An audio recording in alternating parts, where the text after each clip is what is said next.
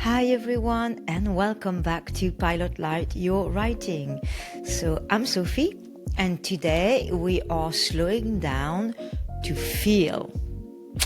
Not our emotions, not our feelings, but it's close. We are going to feel the pulse of your scene. Before that, you worked on your theme, you work on your character, you worked on getting a momentum, you worked on creating a movement in your story. We also saw the importance of scenes, and now we're going to go deeper into them by tackling the beats. The beats is how you keep your story alive moment to moment.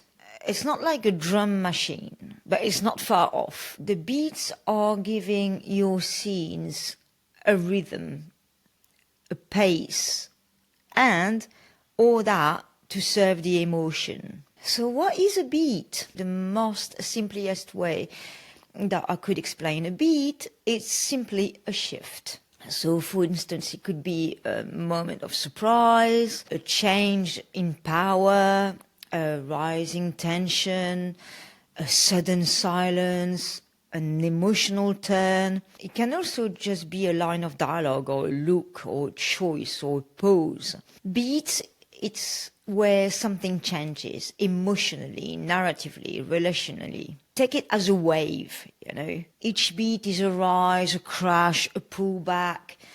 That's what should be going on inside your scene. I love them. I really love them. And actually, I always enjoy watching a scene where there is a sudden shift that I didn't expect. We do that as well.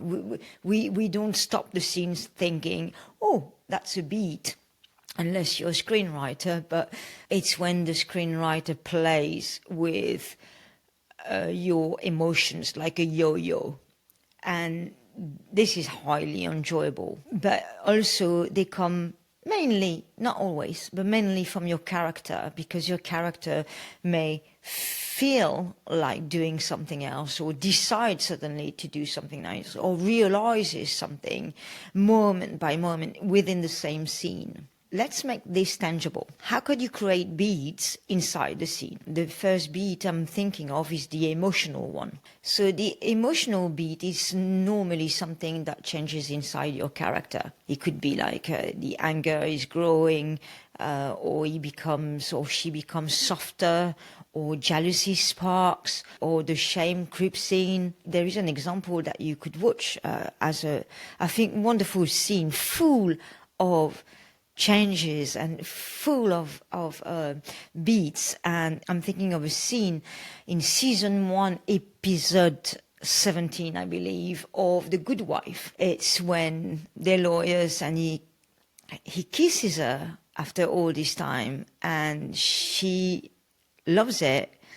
But as soon as the kiss finishes, she realizes, whoa, I can't do this. He's my boss and I'm married anyway. So she runs away. And of course, the audience been waiting for that kiss for the whole season. So when she changes her mind, it creates a weird shift in our emotion.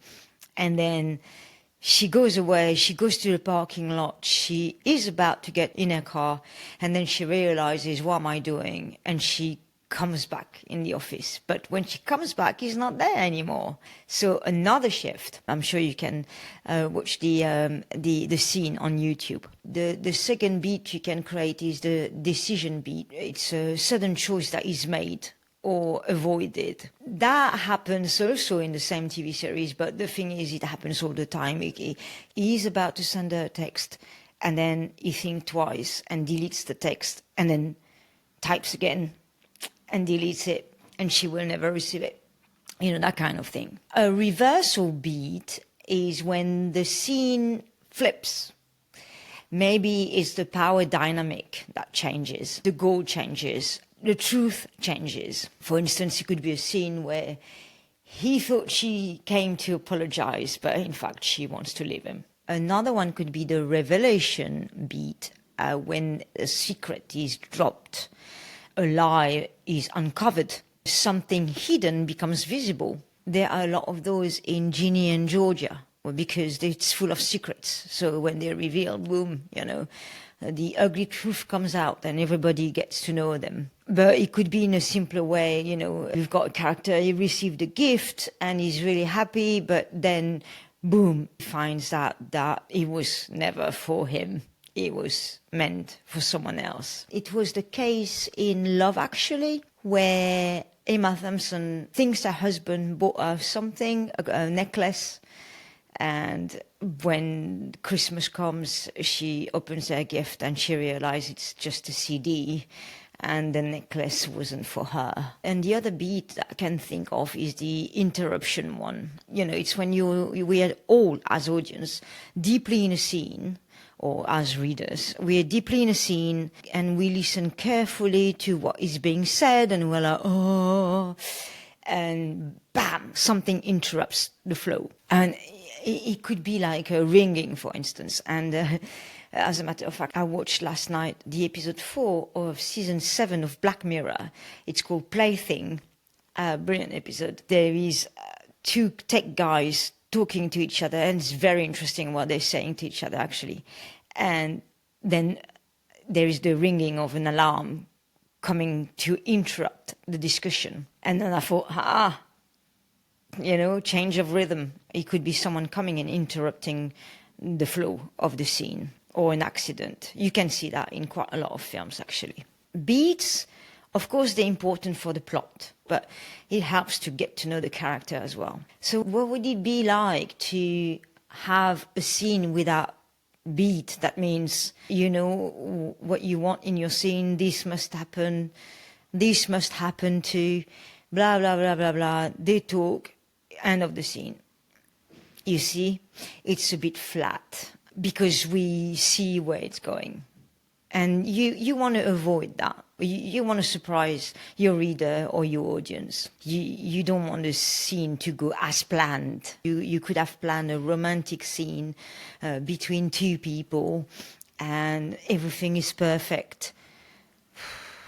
And, what if you change the mood and everything starts perfect, everything is so polite, so beautiful, and then out of nowhere someone's gonna snap, and that's a beat, and the other person is going to react, and one of them is gonna say something unforgivable, and that's another beat. Then we reach a level where you can't pull back anymore, and one of them wants to reach the hand of the other, and it's too late. And that's what it is. It's like ting, ting, ting, ting, ting.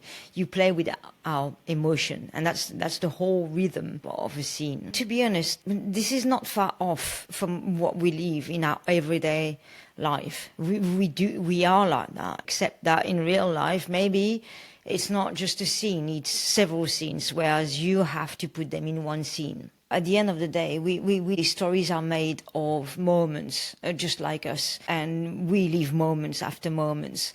And in every moment, we shift, we reveal, we hide, we choose, we lie, we change.